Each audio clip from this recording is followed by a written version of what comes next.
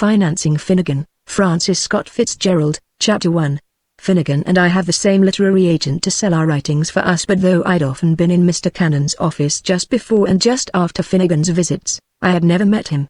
Likewise we had the same publisher, and often when I arrived there Finnegan had just departed. I gathered from a thoughtful sighing way in which they spoke of him, Finnegan, oh yes, Finnegan was here, that the distinguished author's visit had been not uneventful. Certain remarks implied that he had taken something with him when he went. Manuscripts, I supposed, one of those great successful novels of his. He had taken it off for a final revision, a last draft, of which he was rumored to make 10 in order to achieve that facile flow, that ready wit, which distinguished his work. I discovered only gradually that most of Finnegan's visits had to do with money. I'm sorry you're leaving, Mr. Cannon would tell me. Finnegan will be here tomorrow. Then after a thoughtful pause, I'll probably have to spend some time with him. I don't know what note in his voice reminded me of a talk with a nervous bank president when Dilliner was reported in the vicinity. His eyes looked out into the distance and he spoke as to himself. Of course he may be bringing a manuscript. He has a novel he's working on, you know. And a play too. He spoke as though he were talking about some interesting but remote events of the Cinquecento, but his eyes became more hopeful as he added, or maybe a short story. He's very versatile, isn't he? I said, oh yes. Mr. Cannon perked up. He can do anything when he puts his mind to it. There's never been such a talent. I haven't seen much of his work lately. Oh, but he's working hard. Some of the magazines have stories of his that they're holding. Holding for what? Oh, for a more appropriate time and upswing. They like to think they have something of Finnegan's. His was indeed a name with ingots in it. His career had started brilliantly, and if it had not kept up to its first exalted level, at least it started brilliantly all over again every few years. He was the perennial man of promise in American letters. What he could actually do with words was astounding. They glowed and coruscated. He wrote sentences, paragraphs, chapters that were masterpieces of fine weaving and spinning. It was only when I met some poor devil of a screenwriter who had been trying to make a logical story out of one of his books that I realized he had his enemies. It's all beautiful when you read it, this man said disgustedly, but when you write it down plain it's like a week in the nut house. From Mr. Cannon's office I went over to my publisher's on Fifth Avenue, and the two I learned in no time that Finnegan was expected tomorrow. Indeed, he had thrown such a long shadow before him that the luncheon where I expected to discuss my own work was largely devoted to Finnegan. Again I had the feeling that my host, Mr. George Jaggers, was talking not to me but to himself. Finnegan's a great writer, he said, undoubtedly, and he's really quite all right, you know. As I hadn't questioned the fact, I inquired whether there was any doubt about it. Oh no, he said hurriedly. It's just that he's had such a run of hard luck lately. I shook my head sympathetically. I know. That diving into a half-empty pool was a tough break. Oh, it wasn't half-empty. It was full of water. Full to the brim. You ought to hear Finnegan on the subject. He makes a side-splitting story of it. It seems he was in a run-down condition and just diving from the side of the pool. You know, Mr. Jaggers pointed his knife and fork at the table, and he saw some young girls diving from the 15-foot board. He says he thought of his lost youth and went up to do the same and made a beautiful swan dive, but his shoulder broke while he was still in the air. He looked at me rather anxiously. Haven't you heard of cases like that? A ball player throwing his arm out of joint? I couldn't think of any orthopedic parallels at the moment. And then, he continued dreamily, Finnegan had to write on the ceiling. On the ceiling? Practically. He didn't give up writing. He has plenty of guts, that fellow, though you may not believe it. He had some sort of arrangement built that was suspended from the ceiling, and he lay on his back and wrote in the air. I had to grant that it was a courageous arrangement. Did it affect his work? I inquired. Did you have to read his stories backward like Chinese? They were rather confused for a while, he admitted, but he's all right now. I got several letters from him that sounded more like the old Finnegan, full of life and hope and plans for the future. The faraway look came into his face and I turned the discussion to affairs closer to my heart.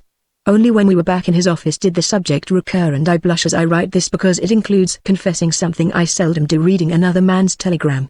It happened because Mr. Jaggers was intercepted in the hall, and when I went into his office and sat down it was stretched out open before me. With 50 I could at least pay typist and get haircut and pencils. Life has become impossible and I exist on dream of good news desperately. Finnegan. I couldn't believe my eyes. $50, and I happened to know that Finnegan's price for short stories was somewhere around $3,000. George Jaggers found me still staring dazedly at the telegram. After he read it he stared at me with stricken eyes. I don't see how I can conscientiously do it, he said. I started and glanced around to make sure I was in the prosperous publishing office in New York. Then I understood I had misread the telegram. Finnegan was asking for $50,000 as an advance, a demand that would have staggered any publisher no matter who the writer was. Only last week, said Mr. Jaggers disconsolately, I sent him $100. It puts my department in the red every season, so I don't dare tell my partners anymore. I take it out of my own pocket, give up a suit and a pair of shoes. You mean Finnegan's broke? Broke. He looked at me and laughed soundlessly. In fact, I didn't exactly like the way that he laughed. My brother had a nervous but that is afield from this story. After a minute he pulled himself together. You won't say anything about this, will you? The truth is Finnegan's been in a slump. He's had blow after blow in the past few years, but now he's snapping out of it and I know we'll get back every cent we've. He tried to think of a word but given him slipped out. This time it was he who was eager to change the subject. Don't let me give the impression that Finnegan's affairs absorbed me during a whole week in New York. It was inevitable, though, that being much in the offices of my agent and my publisher, I happened in on a lot. For instance, 2 days later, using the telephone in Mr. Cannon's office, I was accidentally switched in on a conversation he was having with George Jaggers. It was only partly eavesdropping, you see, because I could only hear one end of the conversation and that isn't as bad as hearing it all, but I got the impression he was in good health. He did say something about his heart a few months ago but I understood it got well. Yes, and he talked about some operation he wanted to have. I think he said it was cancer. Well, I felt like telling him I had a little operation up my sleeve too, that I'd have had by now if I could afford it. No, I didn't say it. He seemed in such good spirits that it would have been a shame to bring him down. He's starting a story today. He read me some of it on the phone. I did give him $25 because he didn't have a cent in his pocket. Oh, yes, I'm sure he'll be all right now. He sounds as if he means business. I understood it all now. The two men had entered into a silent conspiracy to cheer each other up about Finnegan. Their investment in him, in his future, had reached a sum so considerable that Finnegan belonged to them. They could not bear to hear a word against him even from themselves. Chapter 2. I spoke my mind to Mr. Cannon. If this Finnegan is a four-flusher you can't go on indefinitely giving him money. If he's through and there's nothing to be done about it. It's absurd that you should put off an operation when Finnegan's out somewhere diving into half-empty swimming pools. It was full, said Mr. Cannon patiently. Full to the brim. Well, full or empty, the man sounds like a nuisance to me. Look here, said Cannon. I've got a talk to Hollywood due on the wire. Meanwhile you might glance over that. He threw a manuscript into my lap. Maybe it'll help you understand. He brought it in yesterday. It was a short story. I began it in a mood of disgust, but before I'd read 5 minutes I was completely immersed in it, utterly charmed, utterly convinced and wishing to God I could write like that. When Cannon finished his phone call I kept him waiting while I finished it, and when I did there were tears in these hard old professional eyes. Any magazine in the country would have run it first in any issue. But then nobody had ever denied that Finnegan could write. Chapter 3. Months passed before I went again to New York, and then, so far as the offices of my agent and my publisher were concerned, I descended upon a quieter, more stable world. There was at last time to talk about my own conscientious if uninspired literary pursuits, to visit Mr. Cannon in the country and to kill summer evenings with George Jaggers where the vertical New York starlight falls like lingering lightning into restaurant gardens. Finnegan might have been at the North Pole, and as a matter of fact he was. He had quite a group with him, including 3 Bryn Mawr anthropologists, and it sounded as if he might collect a lot of material there. They were going to stay several months, and if the thing had somehow the ring of a promising little house party about it, that was probably due to my jealous, cynical disposition. We're all just delighted, said Cannon. It's a godsend for him. He was fed up and he needed just this, ice and snow, I supplied. Yes, ice and snow. The last thing he said was characteristic of him. Whatever he writes is going to be pure white. It's going to have a blinding glare about it. I can imagine it will. But tell me who's financing it? Last time I was here I gathered the man was insolvent. Oh, he was really very decent about that. He owed me some money and I believe he owed George Jaggers a little too. He believed, the old hypocrite. He knew damn well so before he left he made most of his life insurance over to us. That's in case he doesn't come back. Those trips are dangerous of course. I should think so, I said, especially with 3 anthropologists. So Jaggers and I are absolutely covered in case anything happens. It's as simple as that. Did the life insurance company finance the trip? He fidgeted perceptibly. Oh, no. In fact, when they learned the reason for the assignments, they were a little upset. George Jaggers and I felt that when he had a specific plan like this with a specific book at the end of it, we were justified in backing him a little further. "I don't see it," I said flatly. "You don't?" The old harassed look came back into his eyes. "Well, I'll admit we hesitated. In principle I know it's wrong. I used to advance authors small sums from time to time, but lately I've made a rule against it and kept it. It's only been waived once in the last 2 years, and that was for a woman who was having a bad struggle. Margaret Rahill, do you know her? She was an old girl of Finnegan's, by the way. Remember, I don't even know Finnegan." "That's right. You must meet him when he comes back, if he does come back. You'd like him, he's utterly charming." Again I departed from New York, to imaginative North Poles of my own, while the year rolled through summer and fall. When the first snap of November was in the air, I thought of the Finnegan expedition with a sort of shiver, and any envy of the man departed. He was probably earning any loot, literary or anthropological, he might bring back. Then, when I hadn't been back in New York 3 days, I read in the paper that he and some other members of his party had walked off into a snowstorm when the food supply gave out, and the Arctic had claimed another sacrifice. I was sorry for him, but practical enough to be glad that Cannon and Jaggers were well protected.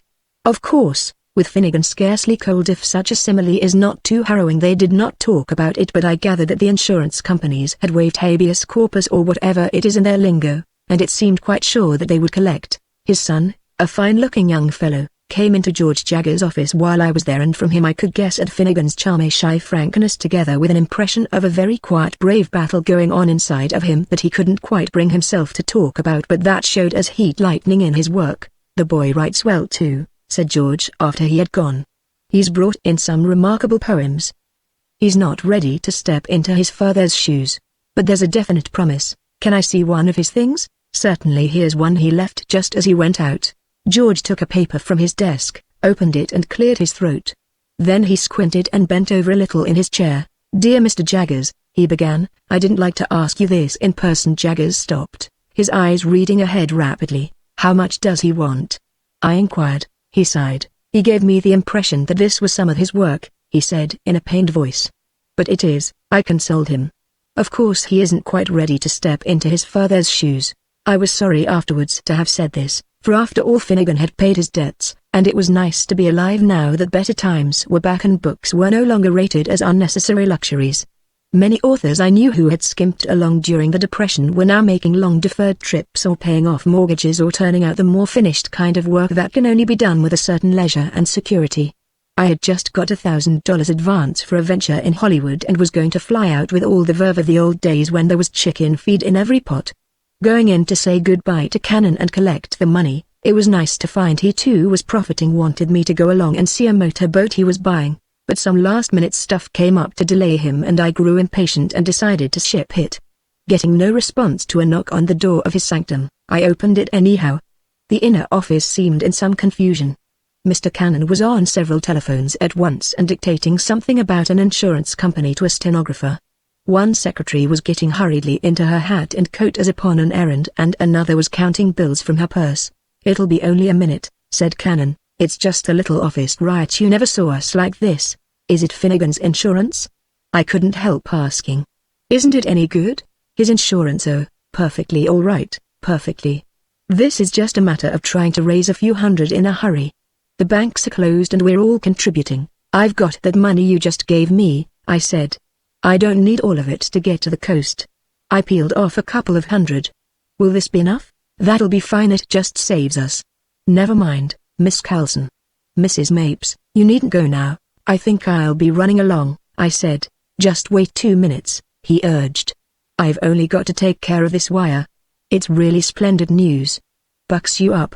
It was a cablegram from Oslo, Norway. Before I began to read I was full of a premonition.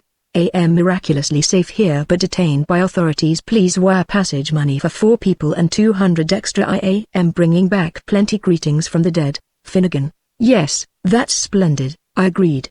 "He'll have a story to tell now, won't he though?" said Cannon. "Miss Carlson, will you wire the parents of those girls, and you'd better inform Mr. Jaggers."